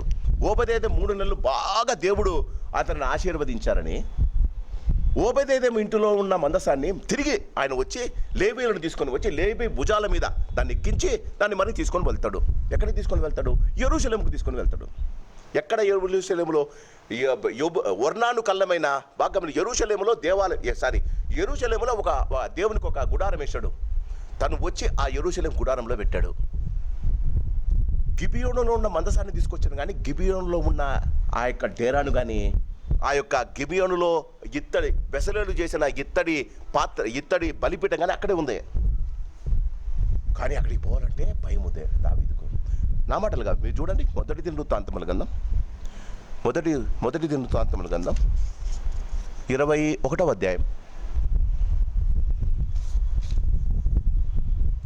నేను ఇంతగా మీకు ఎందుకు చెప్తున్నాను అంటే, దావీదు చాలాసార్లు 1000 బలులు ఇచ్చాడు. దేవుడు దావీదుతో డైరెక్ట్గా మాట్లాడలే. జాగ్రత్తగా వినాలి నా మాటలు. దావీదు చాలాసార్లు బలులు ఇచ్చాడు, 1000 బలులు ఇచ్చాడు. తను మందసం తెచ్చేటప్పుడు ఒక్కొక్క మందసం ఒక అడుగు వేస్తే 7 బలులు ఇచ్చాడు. మందసం నిలబడినప్పుడు 1000 పొట్టేళ్ళు, 1000 ఎద్దులు, 1000 మేకలు బలులు ఇచ్చాడు. దేవుడు కనపడలే. 21వ అధ్యాయం మొదటి దినవృత్తాంతముల గ్రంథం 21వ అధ్యాయం 29వ వచనం. మోషే అరణ్యమందు చేయించిన యెహోవా నివాసము గుడారమును దహన బలిపీఠమును ఆ కాలమందు గిబియోనులోని ఉన్నత స్థలమందు ఉండెను. దావీదు యెహోవా దూత పట్టుకొనిన కత్తికి భయపడిన వాడై దేవుని యొద్ద విచారించుటకు ఏమనుందమ్మా? ఎందుకు? ఉజ్జాన్ని చంపాడు దేవుడు. ఇప్పుడు ఆ బలిపీఠాన్ని ముట్టుకుంటే నాకేమవుతుందో. సొలొమోను ఏం చేశాడు తెలుసా? రాజు అయిన వెంటనే వాళ్ళ నాయన భయపడిన ఆ దేవుని స్థలానికే వెళ్ళాడు. మోషే చేసిన ప్రత్యక్షపు గుడారంలో ఇప్పుడు నా దగ్గరికి రండి. 2వ దినవృత్తాంతములు 1వ అధ్యాయం 2వ దినవృత్తాంతముల గ్రంథం 1వ అధ్యాయం 2వ వచనం. యెహోవా సేవకుడైన మోషే అరణ్యమందు చేయించిన దేవుని సమాజపు గుడారము గిబియోనునందు ఉండెను గనుక సొలొమోను సహస్రాధిపతులను, శతాధిపతులను, న్యాయాధిపతులను ఇశ్రాయేలు పితరుల ఇండ్లకు పెద్దలైన వారికి అందరికీ అనగా ఇశ్రాయేలుకి అందరికీ ఆజ్ఞయగా సమాజకులందరూ సొలొమోనుతో కూడా కలిసి గిబియోను నందు బలిపీఠనకు పోయిరి. దావీదు దేవుని మందసమును కిర్యత్యారాము నుండి తెప్పించి యెరూషలేమును దాని కొరకు గుడారము వేసి తాను సిద్ధపరిచిన స్థలమునందు ఉంచెను. బాగా గమనించాలి, ఆ గుడారములో దేవుని మందసం లేదు. కిర్యత్యారాము నుండి, గిబియోను నుండి ఆయన దాన్ని తీసుకొని ఎవరు? దావీదు తీసుకొని ఓబేదేదం ఇంట్లో పెట్టాడు. ఓబేదేదం నుంచి ఇప్పుడు యెరూషలేముకు తెచ్చాడు. యెరూషలేంలో ఒక గుడారం వేశాడు. ఆ గుడారంలో మందసాన్ని పెట్టాడు. Are you clear? కానీ దేవుని మందసము ఉన్న ఆ ప్రత్యక్షపు గుడారము కానీ అక్కడ ఉన్న పరికరాలు కానీ అవి బెసలేలు చేసిన ఇత్తడి బలిపీఠం కానీ అక్కడే ఉంది. దావీదు అక్కడికి పోయేవాడు కాదు, భయపడతాడు. తను ఏమైనా తప్పు చేస్తే దేవుడు చంపుతాడని భయపడి ఈ మందసం దగ్గర ప్రార్థన చేసుకునేవాడు. సొలొమోను ఏం చేశాడంటే, తన జీవితంలో మొట్టమొదట దేవుని ప్రత్యక్షపు గుడారం మీద దేవుని మహిమ కనిపిస్తుంది. దేవుడు దిగి వచ్చి మోషేతో మాట్లాడతాడు. అవునా? ప్రత్యక్షపు గుడారంలో ఏమవుతుందమ్మా? మోషే ప్రత్యక్షపు గుడాలకు వెళ్ళిన వెంటనే దేవుని మహిమ ఆడికి వస్తుంది. షెకినా మేఘం వస్తుంది. వచ్చి దేవుడు మోషేతో ఆ ప్రత్యక్షపు గుడారంలో ముఖాముఖిగా మాట్లాడాడు. సొలొమోనుకు దేవుడు తోడై ఉన్నాడని తెలిసి పెద్దలను తీసుకొని ఫస్ట్ ఇప్పుడు చూడండి, మోషే చూడండి ఏం చేస్తాడు. 5వ వచనం, 4వ వచనం. సొలొమోనుతో కూడా కలిసి గిబియోను నందు బలిపీఠము నొద్దకు పోయిరి. దావీదు దేవుని మందసమును కిర్యత్యారాము నుండి తెప్పించి యెరూషలేము నందు దావీదు దాని కొరకు గుడారము వేసి తాను సిద్ధపరిచిన స్థలమునందు ఉంచెను. హూరు కుమారుడైన ఊరికి పుట్టిన బెసలేలు చేసిన ఇత్తడి బలిపీఠము అక్కడ యెహోవా నివాస స్థలము ఎదుట ఉండగా సొలొమోనును సమాజము వారును దాని యొద్ద విచారణ చేసిరి. సమాజపు గుడారము ముందర యెహోవా సన్నిధి నుండి ఇత్తడి బలిపీఠం వద్దకు సొలొమోను పోయి దాని మీద 1000 దహన బలులను. ఏం జరిగిండొచ్చు? సొలొమోను వచ్చిన వెంటనే నిర్గమకాండము లేవికాండం బాగా చదివాడు. ఎస్, నిర్గమకాండంలో దేవుడు ఆయనకి ఎట్లా ప్రత్యక్షమయ్యాడు. ప్రత్యక్షపు గుడారం, అది గిబియోనులో ప్రత్యక్షపు గుడారం ఉంది. ఆ గిబియోనులోని ప్రత్యక్ష గుడారంలో దేవుని యొక్క ఉపకరణాలు ఉన్నాయి. బెసలేలు చేసిన, ఎప్పుడు వాళ్ళు కనాను దేశానికి వచ్చినప్పుడు చేశాడండి బెసలేలు. ఆ బెసలేలు చేసిన ఇత్తడి బలిపీఠం ఉంది. ఆ బలిపీఠం మీద దేవుడు కోరుకొని బెసలేలుతో చేయించిన బలిపీఠం మీద 1000 బలులు అర్పించాడండి. రాత్రి దేవుడు కనిపించాడు. చూడండి 7వ వచనం, ఆ రాత్రి అందే. అమ్మా నెక్స్ట్ డే కాదు తల్లి. What does it mean?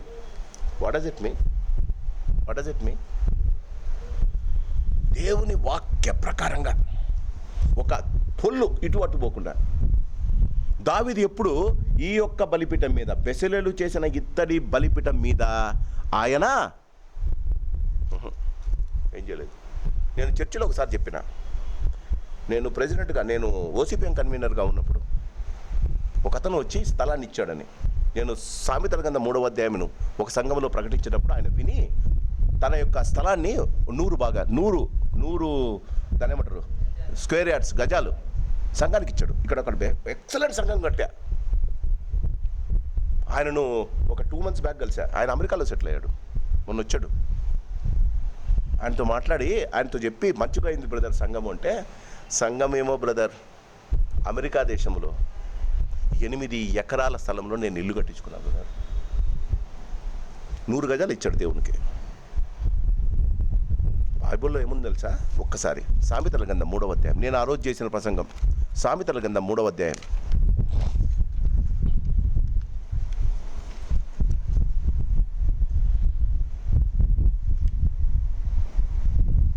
9వ వచనం, నీ రాబడి అంతటిలో, సామెతలు 3:9, నీ రాబడి అంతటిలో ప్రథమ ఫలమును నీ ఆస్తిలో భాగమును ఇచ్చి యెహోవాను ఘనపరచుము. అప్పుడు నీ కొట్లలో ధాన్యము సమృద్ధిగా ఉండును, నీ గానుగులలో నుండి కొత్త ద్రాక్షారసము. నేనన్నా ఏం చేస్తున్నావు 8 ఎకరాల్లో అన్నా. ఆయన అంటాడు 3 ఎకరాలలో ఆలివ్ గార్డెన్ ఉంది, 3 ఎకరాలలో ద్రాక్ష తోటలు ఉన్నాయి. ఒక బ్యాంక్ మేనేజర్, దేవుడు అన్యాయస్తుడు కాదు. తూచా తప్పకుండా దేవునికి ఇచ్చి శోధించాలి మనం. క్రీస్తునందు ప్రేమైన వాళ్ళరా, ఇక్కడ దేవుని బలిపీఠం మీద బలి ఇస్తే, దేవుడు కోరుకున్నట్టు బెసలేలు ఎప్పుడో 2000 సంవత్సరాల క్రితం అది బలిపీఠం చేయబడింది. ఎవడు పట్టించుకోలేదాన్ని. దాని మీద బలిపీఠం మీద దేవునికి 1000 బలిలు ఇస్తే వాళ్ళు ఆయన చాలా బలులు ఇచ్చారండి. దేవుడు ప్రత్యక్షంగా నాతాను పంపించి మాట్లాడిస్తాడు. దేవుడు he never spoke to David directly. ఎవడో ఒక ప్రవక్తను పంపించి ఆయనతో మాట్లాడించాడు. కానీ 7వ వచనం, ఆ రాత్రి యందు దేవుడు సొలొమోనుకు ప్రత్యక్షమై, God will speak to you directly brother, you don't need a pastor. గమనించండి, దేవుడు ప్రత్యక్షమై, నేను నీకు ఏమి ఇయ్యగోరుదునో దానిని అడుగుమని సెలవియ. తన పిల్లలకు ఏదైనా ఇవ్వాలంటే దేవునికి చాలా ఇష్టమట. మత్తయి 7:7, మనం అడుగు వాటికంటేను ఊహించు వాటికంటేను అధికముగా దయచేయడానికి ఆయన ఇష్టమట. మత్తయి 7:7లో ఉంది, మీరు పిల్లలు కదా, మీ నాయన మీకు బ్రెడ్ అడిగితే రాయినిస్తాడా, చేపను అడిగితే తేలునిస్తాడా అని అంటాడు దేవుడు. యేసుప్రభు నోట్లో నుంచి వచ్చిన మాట. ఎందుకు ఇవ్వడు? Why will not God give? ఎందుకు ఇవ్వడు? ఆయన వాక్యంలో మనం సగం చేస్తున్నాం. ఆయన వాక్యంలో మనం 50% చేస్తున్నాం. ఇంతకుముందు సెక్రటరీ గారు కూడా అదే చెప్పారు. మనం 50% చేస్తున్నామండి. నేను I have tried my best. నా జీవితంలో నేను దేవునికి ఇవ్వకుండా చూద్దామంటే దేవునికి ఇచ్చేదానికన్నా 10 అంతలు ఎక్కువ ఖర్చు పెట్టాల్సి వచ్చింది. అప్పటి నుంచి భయపడ్డా. ఇచ్చిన దాంట్లో కన్నా, నాకు వచ్చిన దానికన్నా ఎక్కువ వేస్తున్నా దేవునికి. నీ ఆస్తిలో భాగమును ఇచ్చి నన్ను శోధించు అంటాడు దేవుడు. క్రీస్తు నందు ప్రియమైన వాళ్ళరా, తన పిల్లలు సొలొమోను ఏం కావాలని కోరుకో. దేవుడు అంటున్నాడు, if God comes and ask you today, జీవితంలో నీకు ఏం కావాలి అని అంటే ఆయన చెప్పిన మాట వినండి. సొలొమోను దేవునితో 8వ వచనం, నీవు నా తండ్రి అయిన దావీదు ఎడల బహుగా కృపచూపి అతని స్థానమందు నన్ను రాజుగా నియమించి ఉన్నావు కనుక దేవా యెహోవా, నీవు నా తండ్రి అయిన దావీదుకు చేసిన వాగ్దానమును స్థిరపరచుము. నేల ధూళియంత విస్తారమైన జనుల మీద నీవు నన్ను రాజుగా నియమించి ఉన్నావు. ఈ నీ గొప్ప జనమునకు న్యాయము తీర్చగల శక్తి గలవాడెవడు? నేను ఈ జనుల మధ్య ఉండి కార్యములను చక్కపెట్టున్నట్లు తగిన జ్ఞానమును తెలివిని నాకు దయచేయము. హీ డిడ్ నాట్, బాగా గమనించండి, దేవుడు ఎప్పుడు దేవుడు నీ జీవితాల్లో ఎప్పుడు ఇస్తాడు? మొదటిది ఎందుకు ఇస్తాడో, దేవుని మాట ప్రకారంగా మనం జీవించినప్పుడు ఏది ఇస్తాడో, నీ అవసరత, నీ జీవితంలో నీకు ఏది కావాలని కోరుకుంటావు? దేవుడు అంటాడు నీ అవసరతలని దేవునికి తెలుసు. ఒకరోజు దేవుడు ఇట్లా గాలిని గట్టిగా పట్టేస్తే, ఒకరోజు గట్టిగా పట్టేస్తే మనకు ఎంత కావాల్సి వస్తుందండి ఆక్సిజన్? కొంతమంది ఫ్యాన్లు లేకుండా ఏసీ లేకుండా ఉండలేము మనం. ఆలోచించండి, ఒక్కరోజు దేవుడు కరెంట్ ఇట్లా పట్టేస్తే మన జీవితాలు ఏమైపోతాయండి? ఫ్రీగా ఇచ్చాడండి గాలి. పాస్టర్మ గారికి ఒక్కరోజు ఆక్సిజన్ పెట్టడానికి 3,900 ఛార్జ్ చేశారు ఒక్కరోజుకు. జీవితంలో 365 రోజులు నువ్వు ఆక్సిజన్ మీద బతుకుతే ఎలా బతుకుతావు చూడు. ఆలోచించండి, దేవుడు మనకి ఇవ్వడానికి ఇష్టపడతాడు. దేవుడు ఏమంటాడంటే, ఇక్కడ ఈయన జ్ఞానముతో ఈయన ఏమడిగాడంటే, నాకు ఏమొద్దయ్యా, నీ జనులను యథార్థంగా పాలించే జ్ఞానం ఇవ్వు. దేవుడు అంటాడు, నువ్వు శత్రువు, నీకు కావాల్సింది ప్రమోషన్ కదా, నీకు కావాల్సింది రాజరికం కదా, నీకు కావాల్సింది పక్కనున్న రాజులందరి ప్రాణం కదా. వాళ్ళు ఉన్నంత దాకా నీకు అసలు సంతోషం ఉండదు కదా. నీ శత్రువుల ప్రాణాన్ని అడిగిండాలా, నువ్వు ధనాన్ని అడిగిండాలా, నీ గోల్డ్ని అడిగిండాలా కదా. Whenever you ask God, remember, your asking should be helpful to others, not you. ఎప్పుడైనా మనం దేవుణ్ణి అడిగేటప్పుడు నీ స్వప్రయోజనము గాక ఇతరుల ప్రయోజనం కొరకు దేవుణ్ణి అడుగు. ఏమంటాడు చూడండి దేవుడు,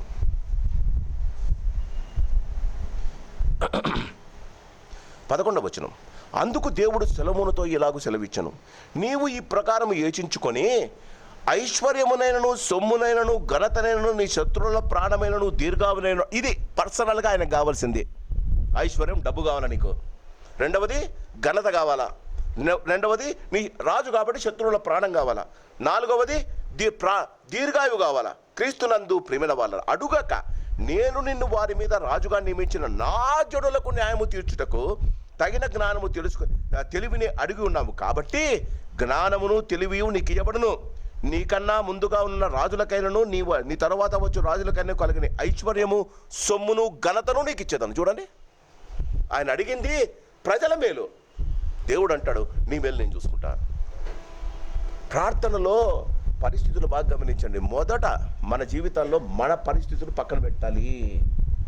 నేను చాలాసార్లు చెప్పాను, పిల్లలు కలగకపోతే పిల్లలు కలగలేని వారి పేర్లు తీసుకొని వాళ్ళ కోసం ప్రార్థన చేయండి. సంవత్సరంలో పిల్లలు కలుగుతారు. కష్టం ఉన్నప్పుడు నీ కష్టం లాంటి కష్టం ఎవరికి ఉందో, నీ లాంటి రోగం ఎవరికి ఉందో వాళ్ళ రోగం తీసుకొని వాళ్ళ కొరకు ప్రార్థన చేయండి. దేవుడు నీ ప్రార్థన చేస్తున్నాడు.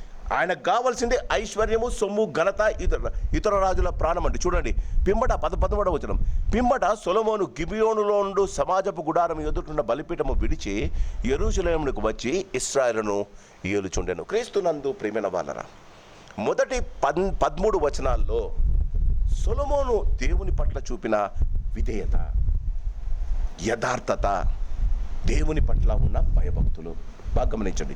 విధేయత, యథార్థత, దేవుని భయభక్తులు. దేవుడు ఆయనకు ముడిచ్చాడు. ఏమంటాడు? ఐశ్వర్యము సొమ్ము ఘనత. నీ విధేయతకు దేవుడు నీకు ఐశ్వర్యం ఇస్తాడు. నీ యథార్థతకు నీవు సొమ్ము అంటే పేరు ప్రఖ్యాతులు. నీ జీవితంలో నీ భయభక్తులను బట్టి దేవుడు నీకు ఘనతనిస్తాడు. అందరికన్నా నువ్వు తలగా ఉండవు కానీ తోకగా ఉండవు. ఈ 13 వచనాల్లో ఏం చెప్తున్నాడు? ఎజ్రా రాశాడు అంటారు. వస్తున్న ఇశ్రాయేలుకి ఏం చెప్తున్నాడు? మీరు ఈ దినవృత్తాంతం గ్రంథము నేను చెప్పేటప్పుడు మీరు గమనించండి. ఇది రాసింది ఎవరికి? రిటర్న్ వచ్చిన వాళ్ళకు. ఎందుకు ఇలా జరిగిందంటే జరిగిన పాత విషయాలు చెప్పాలా. సొలొమోను కాలం నుంచి చెప్తున్నాడు రచయిత. 13వ వచనం దాకా Solomon was good with God, relationship was very good with God. సొలొమోను యొక్క రిలేషన్షిప్ దేవునితో చాలా బాగుంది. సొలొమోనుతో మంచి రిలేషన్షిప్ ఉంది. ఏమని చెప్తున్నాడు? When you are good with God, God will be good to you. మనం ఏం చేస్తాం? God is good all the time. అంతేనా? All the time God is not good. You should be good with God. నీ relationship బాగుండాలి. 13వ వచనం దాకా మంచి దేవుడు, మంచి రాజు. 14వ వచనం అవిధేయుడైన రాజు, దేవుని యొక్క శాపం. సొలొమోను రథములను గుర్రపు రౌతులను సమకూర్చుకొనెను. 1400 రథములను 12,000 గుర్రపు రౌతులను అతనికి ఉండెను.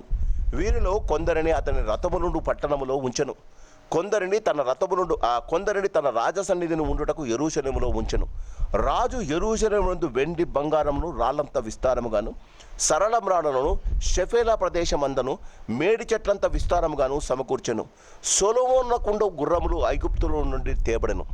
రాజు వర్తకులు ఒక్కొక్క గుంపునకు నియామకమైన ధరనిచ్చి గుంపులుగా కొని తెప్పించిరి. వారు ఐగుప్తు నుండి కొని తెచ్చిన రథం ఒకటంటికి 600 తులముల వెండియు, గుర్రం ఒకటంటికి 150 తులముల వెండియు ఇచ్చిరి. హిత్తీయులను రాజులందరి కొనుకును, సిరియా రాజుల కొనుకును వారు ఆ ధరకే వాటిని. ఏం పాస్టర్ గారు, ఏం చేశాడు? తప్పేం చేశాడు అంటే, డబ్బులు వచ్చినాయి, గుర్రాలు కొంటే తప్ప, వ్రతాలు కొంటే తప్ప? అది కాదు. గిబియోనులో దేవునికి మందిరము కట్టి, గిబియోలో ఉన్న ఇత్తడి బలిపీఠం మీద దేవునికి బలి ఇస్తే దేవుడు ప్రత్యక్షమవుతాడని సంఖ్యాకాండం, లేవికాండంలో ఉంది. అక్కడ దాకా చదివాడు. ద్వితీయోపదేశ కాండాన్ని మర్చిపోయాడు. చదవడానికి ఇష్టం లేదు. ఇప్పుడు జ్ఞానం వచ్చింది, ఘనత వచ్చింది, డబ్బు వచ్చింది, సొమ్ము వచ్చింది, కావలసినంత భార్యలు వచ్చినారు, కావలసినంత ధనం వచ్చింది. అందుకే సొలొమోను రాళ్లను విస్తారంగా బంగారం, వెండి బంగారమును రాళ్ళంతా విస్తారముగా వెండి బంగారం వచ్చి పడిందని ఎందుకు దేవుడు ఇచ్చాడు?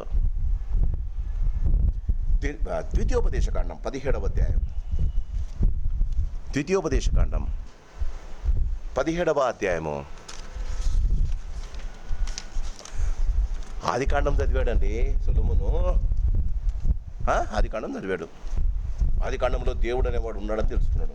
నిర్గమకాండం చదివాడు, దేవుని ఆజ్ఞను గురించి తెలుసుకున్నాడు. లేవికాండం చూశాడు, పరిశుద్ధంగా ఉండాలని తెలుసుకున్నాడు. సంఖ్యాకాండం చూసుకున్నాడు, ఏమని? సంఖ్యాకాండంలో ఏముంది? దేవునికి బలిస్తే దేవునికి ప్రత్యక్షమవుతాడు అని ఉంది. ఆడదాకా చదివాడండి.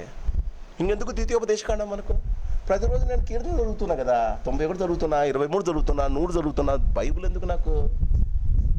ద్వితీయోపదేశకాండం 17వ అధ్యాయం.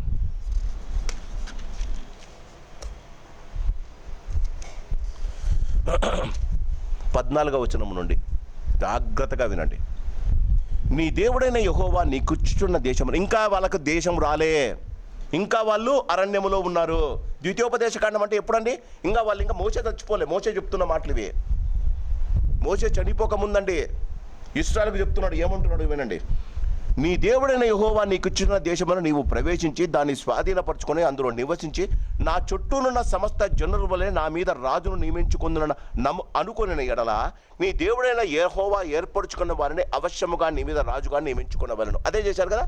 మొదట సౌలును చేసుకున్నారు, తర్వాత దావీదు వచ్చాడు, ఇప్పుడు సొలొమోను వచ్చాడు. ప్రాబ్లం ఏం లేదు. నెక్స్ట్, నీ సహోదరులలోనే ఒకరిని నీ మీద రాజుగా నియమించుకోవలను. నీ సహోదరుడు కానీ అన్యును నీ మీద నియమించుకోనకూడదు. చూడండి, అతడు గుర్రములను విస్తారముగా సంపాదించుకొనవలదు, తాను గుర్రములను హెచ్చుగా సంపాదించుటకు గాను జనులను ఐగుప్తునకు తిరిగి వెళ్ళనీయకూడదు. ఏలైనగా యెహోవా ఇక మీదట మీరు మీ త్రోవను వెళ్ళకూడదని మీతో ఏం చేశాడమ్మా? ఫస్ట్ ఇప్పుడు రండి, మొదటిది 2వ దినవృత్తాంతముల గ్రంథం. దేవునికి బలి ఇచ్చి దేవుడు ఇచ్చిన వెంటనే మొట్టమొదట దేవునికి విధేయతకు కొన్ని రోజులు ఉన్నాడండి. దాని తర్వాత ద్వితీయోపదేశకాండం 17 చదవడానికి మనకు ఇష్టం లేదండి. ఎందుకు? రాజు అయిన తర్వాత ఫస్ట్ దేవుడు ఏం చెప్పాడు? గుర్రములను రథములను కొనకూడదు, కొన్నా ఐగుప్తు నుండి కొనకూడదు. చూడండి, సొలొమోను 14వ వచనం, 2వ దినవృత్తాంతములు 2:14. సొలొమోను రథములను గుర్రపు రౌతులను సమకూర్చుకొనెను. 1400 రథములు 12,000 గుర్రపు రౌతులను అతనికి ఉండెను. వీరిలో కొందరిని అతను రథమునుడు పట్టణంలో ఉంచెను, కొందరిని తన రాజసన్నిధిని ఉండుటకు యెరూషలేములో ఉంచెను. రాజు యెరూషలేమునందు వెండి బంగారములు రాళ్ళంత విస్తారముగాను, సరళమరాలను షెఫేలా ప్రదేశముందున మేడి చెట్లంత విస్తారంగా సమకూర్చెను. జాగ్రత్తగా 16. సొలొమోనుకుండు గుర్రములు, అది కథ స్టార్ట్ అయిందా? అవిధేయత ఎందుకండి?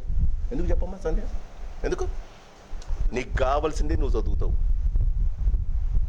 నీకు కావాల్సింది బైబిల్లో యెహోవా నిన్ను ఆశీర్వదించును కాక, అబ్బా దేవుడు నన్ను ఆశీర్వదించాడు, దాని పక్కనే ఉంటుంది.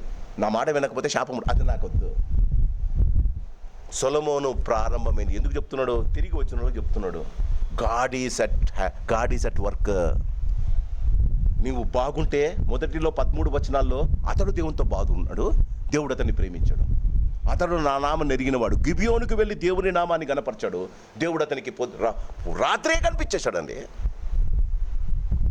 ద్వితీయోపదేశకాండం 16 నాకు చదవడానికి ఇష్టం లేదమ్మా. ఎందుకో? నాకు గుర్రాలు కావాలా, నేను ఐగుప్తు నుంచే తెచ్చుకోవాలా. అంతేకాదు నెక్స్ట్ దాంట్లో ఉంది, ఐగుప్తు రాజు యొక్క కుమార్తెను పెళ్లి కూడా చేసుకున్నాడు. ఐగుప్తుకే వెళ్ళకూడదు అన్నాడు దేవుడు కదా. 17-16లో ఏమన్నాడండి? నువ్వు ఐగుప్తుకు కూడా వెళ్ళకూడదు. స్టార్ట్ అయిందా? మొదట విధేయత చూపాడు, తరువాత అహంకారం వచ్చింది, అవిధేయత ప్రారంభమైంది. ద్వితీయోపదేశకాండం దినవృత్తాంతంలో 2వ అధ్యాయము తిరిగి వచ్చిన వాళ్ళకి చెప్తున్నారు, ఇందుకోసం దేవుడు మిమ్మల్ని బయటికి పంపించాడు. Your problem today is not because of God, your problem because what you did yesterday and day before yesterday. నిన్న మొన్న నీ అవిధేయతకు కారణం ఈనాటి నీ జీవితం. తిరిగి వచ్చిన వారికి చెప్తున్నారు. ఎవరు? ఈ దినవృత్తాంతంలో 2వ అధ్యాయం రెండవ దినవృత్తాంతంలో రాసిన ఆ రచయిత అంటున్నాడు, God is not at fault. క్రీస్తు నందు ప్రియమైన వాళ్ళరా, దేవుడు ఆయనకు జ్ఞానం ఇచ్చాడండి. ఆ జ్ఞానము ద్వారా దేవుని జ్ఞానంతో బైబిల్ చదివాడు. ఎందుకు చెప్తున్నానంటే చూపిస్తాను నేను రిఫరెన్స్, మొదటి రాజుల గ్రంథంలో ఉంది. నెక్స్ట్ టైం చూపిస్తా, టైం లేదు ఇప్పుడు. నీవు రాజుగా చేసుకుంటే పంచకాండాలను నీ దగ్గర ఉన్న ఒక శాస్త్రుని పెట్టుకొని, ఆ శాస్త్రునితో నీ శాస్త్రితో నీవు చదువుతుంటే ఆయన రాయాలి. ఏంటి? ఆదికాండం నుండి ద్వితీయోపదేశకాండం దగ్గర రాయాలి. పంచకాండాలు రాయాలి, ఆజ్ఞలు రాసి ఒక ప్రతిని తన దగ్గర పెట్టుకోవాలి. అంటే బైబిల్ మాదిరి. రాజు అయిన వెంటనే ప్రతి రాజు, ఇశ్రాయేలు రాజు చేయవలసింది, దేవుని యొక్క ఆదినాల్లో వరకు ఉండేది 5 కాండాలే. ఈ 5 కాండాలు తిరిగి రాపించుకోవాలి, వాళ్ళ దగ్గర ఉండడం కాదు. యెరూషలేం దేవాలయం వారి దేవుని మందసం దగ్గర అది ఉంటుంది. నువ్వు దాన్ని తెచ్చి రాపించుకోవాలి. రాపించుకొని ఒక ప్రతి నీ దగ్గర పెట్టుకోవాలి. రాజు ప్రతిరోజు ఆ ప్రతిని చదివి దేవుని స్తుతిస్తూ తన యొక్క రాజ్యాన్ని సుభిక్షంగా చూసుకోవాలి. సొలొమోను చాలా జ్ఞానవంతుడు. కావాల్సింది పొందుకోవడానికి కావాల్సింది చేశాడు. ఏముందండి? 1000 గొర్రెలను ఇవ్వడం ఏం ప్రాబ్లం అండి రాజుకు? ఎక్కడ ఇవ్వాలో తెలుసు, ఎక్కడ ఆశీర్వాదం పొందాలో తెలుసు, ఎలా చేస్తే ఆశీర్వాదం పొందాలో కూడా తెలుసు. కానీ ఏమి చేస్తే దేవునికి కోపం వస్తుందో, దేవుడు చేయొస్తుందో ఆయన తెలుసుకోవడానికి ఇష్టపడడం లే. అమ్మా గమనించు, అయ్యా గమనించు, జీవితంలో దేవుడు నీకు నాకు చెప్పేది. ఆనాడు వాళ్ళకి చెప్పిన మాటే చెప్తున్నారు దేవుడు. చూడండి, అతడు చూడండి ఒక్కసారి 16వ వచనం, సొలొమోనునకుండు గుర్రములు ఐగుప్తు నుండి తేబడిన రాజు వర్తకులు ఒక్కొక్క గుంపునకు నియామకమైన ధరనిచ్చి గుంపులుగా కొని, తన జీవితంలో మొట్టమొదటి ఆయన చేసింది తన సైన్యాన్ని అంతా ఐగుప్తుకు పంపించాడు. ఎందుకమ్మా? యుద్ధానికి కాదు, గుర్రాలు రథాలు తెచ్చుకోవడానికి. ఇశ్రాయేలులు చెరకపోవడానికి మొట్టమొదటి తప్పు ఇది.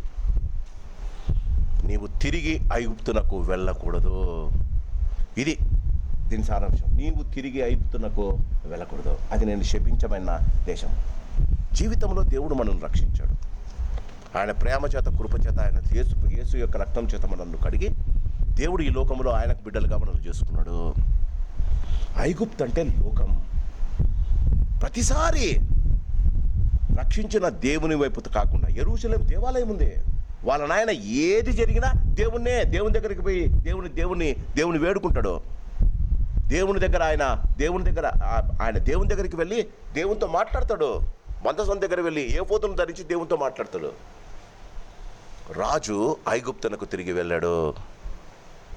ఈ సాయంకాలం దేవుడు మనతో మాట్లాడుతున్న మాట ఏంటంటే, వేర్ ఆర్ యూ స్టాండింగ్? యెరూషలేంలో దేవుడు రక్షించిన స్థానంలో ఉన్నావా? నిన్న మనం విన్నాం కదా, నీవు నిలుచుచున్న స్థలం పరిశుద్ధమైంది. కానీ నీ జీవితం అపరిశుద్ధమైతే నీవు నిలుస్తున్న స్థలం అపరిశుద్ధమైన స్థలం. మన జీవితాల్లో రక్షింపబడిన మనం లోకము వైపునకు మనం వెళ్ళకూడదు. మన జీవితాలు చాలా జాగ్రత్తగా ఉండాలి. దినవృత్తాంతముల గ్రంథంలో రాజుల పతనాన్ని చూపిస్తాడు. ఎంత పతనం అంటే వాళ్ళు మొదట బోధింపబడ్డారు, తరువాత బంధింపబడ్డారు, తర్వాత బాధింపబడ్డారు. ప్రతి వారి జీవితంలో మొదట బోధ వస్తుంది. బోధను తృణీకరిస్తావు. పోయినసారి చెప్పిన సంసోను వాళ్ళ నాన్న బోధించినాడు, వద్దురా, సున్నతి లేని వారి దగ్గరికి వెళ్ళొద్దురా, ఇస్రాయల్లో చాలామంది పిల్లలు ఉన్నారంటే నేను ఢిల్లీలానే ప్రేమించా అని పోయాడు. పోతే బోధ వినకుండా పోయాడు. పోయిన తర్వాత వాళ్ళు ఏం చేశారమ్మా, ఆమె తాళ్ళు తీసుకుని కట్టేసి మెల్లగా జుట్టు కత్తిరించింది, బంధింపబడ్డాడు. తరువాత చివరి న్యాయాధిపతులు సంసోను జీవితంలో ఆ చేళ్ళకు కట్టేస్తారు కదా, చేళ్ళకు ప్రముఖ ద్వారము దగ్గర ఆయన చేళ్ళను కట్టేసి అందరు వాళ్ళ దేవతకు బలి అర్పించుకుంటూ సంసోనును గేలి చేస్తారు, బాధ పెడతారు. అప్పుడు సంసోన్ అంటాడు, దేవా ఒక్కసారి నన్ను జ్ఞాపకం చేసుకో. కళ్ళు పీకేశారు కదా. బోధింపబడినప్పుడే తెలివి కలిగి జీవిస్తే నీకు బాధ ఉండదు, నువ్వు బంధింపబడవు. సాతాను ఎప్పుడు పట్టుకొని ఉంటాడండి, నాశనకరమైన తెగులు రాకుండా నిన్ను చేయాలని దేవుడు. అందుకనే వేటకాని ఊరి నుండి 91వ కీర్తనలో ఉంది, వేటకాని వాడు ఎప్పుడు ఉచ్చేసుకొని కాసుకొని ఉంటాడు. మనం తప్పు చేస్తేనే మన కాళ్ళకు బంధించేస్తున్నాం. కాబట్టి వేటకాని ఊరి తప్పించుకునే మార్గం వాక్యం ద్వారానే మనకు దొరుకుతుంది. దేవుడు అలాంటి వాక్యం ప్రతినిత్యం మనకు నేర్పిస్తుండగా వచ్చి నేర్చుకుందాం, వాక్యం నేర్చుకుందాం, ఉచ్చు నుంచి తప్పించుకుందాం, దేవుని కొరకు జీవిద్దాం. మొదట దేవునితో ఆయన సంబంధం, దేవుడు ఆయనకి ఇచ్చిన వరాలు. రెండవది దేవునితో ఆయన తెగతెంపులు, ఆయన యొక్క ప్రజ్ఞ, ఆయన యొక్క ప్రతిష్ట కొరకు. క్రీస్తునందు ప్రేమిన వాళ్ళరా, సొలొమోనులా జీవించక దావీదులా జీవించడం దేవుడు మనకిచ్చిన ఆజ్ఞ. అలా జీవించడానికి దేవుడు మనల్ని దీవించి ఆశీర్వదించునుగాక. కృపగలిగిన తండ్రి, ఈ సాయంకాలం మరొకసారి నీ శ్రేష్టమైన నీ ఘనమైన నామానికి వందనాలు చెల్లిస్తుంటున్నాం. మమ్మలను మా జీవితాలను మీరు కనికరించి ప్రేమించి ఆశీర్వదించి మాకిచ్చిన ఈ సాయంకాల దినాన్ని బట్టి నీకు వందనాలునైనా. దీవించండి తండ్రి, నీ కృపలో మమ్మల్ని భద్రపరచండి. మా ప్రభా మొదటి దినవృత్తాంతముల గ్రంథం 2వ దినవృత్తాంతం 1వ అధ్యాయాన్ని మేము ధ్యానించాం. సొలొమోనులో తను పతనమవుతున్న జీవితం ఎలా ప్రారంభమైందో మాకు చాలా కళ్ళకు కట్టినట్టు చూపించారయ్యా. మీరు మీ మాట ప్రకారంగా జీవిస్తే మాకు ఆశీర్వాదం, మిమ్మును వినరాడి మీ వాక్యానికి విరుద్ధంగా జీవిస్తే మాకు శాపం అని ప్రతినిత్యము తెలియజేస్తుండగా బోధింపబడినప్పుడే మా కన్నులు తెరుచుకొని నీ వాక్య ప్రకారంగా జీవించగలిగిన కృప మాకు దయచేయమని, వచ్చిన వారిని దీవించి ఆశీర్వదించమని యేసునామాన్ని అడిగి వేడుకుంటున్నాం మా పరమ తండ్రి. ఆమెన్. పరమ తండ్రి ప్రేమ, ప్రభు యేసు వారి కృప, పరిశుద్ధాత్మదేవుని అన్యోన్య సహవాసం చేరిన మనకందరికీ ఇప్పుడు ఎల్లప్పుడు సదాకాలము తోడయుండును గాక. ఆమెన్. God bless you.